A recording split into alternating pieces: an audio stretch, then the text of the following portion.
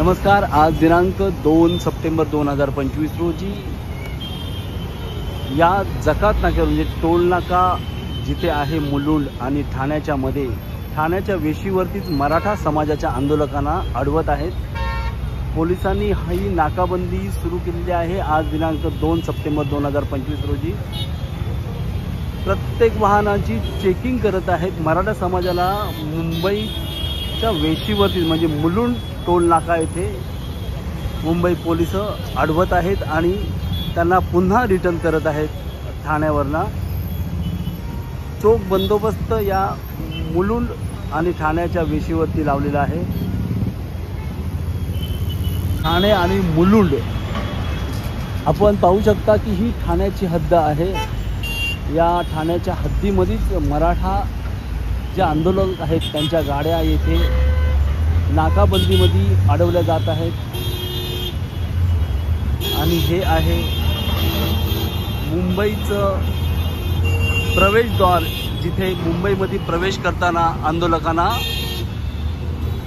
Mumbai police पुढे जाऊन देत नाही आहेत।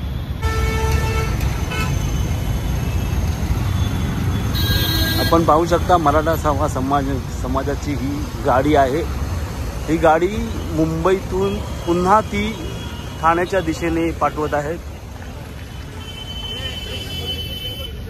आपण पाहू शकता ही गाडी मराठा समाजाची गाडी आहे। जी आंदोलक आहेत त्यांची गाडी पोलिसांनी अडवलेली आहे।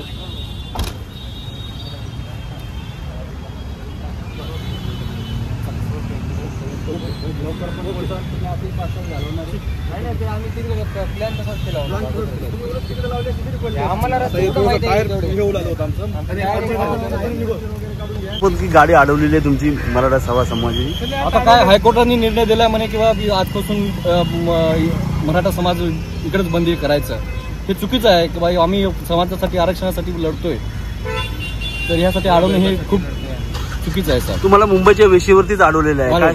हो, आता मुंबईच्या वेशीवरती अडवलेलं आहे। कुठून आलेला तुम्ही? नांदेडवरतून आलो सर। अच्छा, आता उमरी तालुका, भायगाव गाव माझं, नांदेड जिल्हा। आता कसं जाणार तुम्ही आझाद मैदानावरती? आता बघू, आता ते ठाण्याला पार्किंग करा म्हणतायत। आता ते काही कोणाला तर जाणं भागच आहे सर, समाजासाठी तर करणं भागच आहे। आम्ही पोहोचू, कशा ना कशा पद्धतीने पोहोचू, बघूच आता।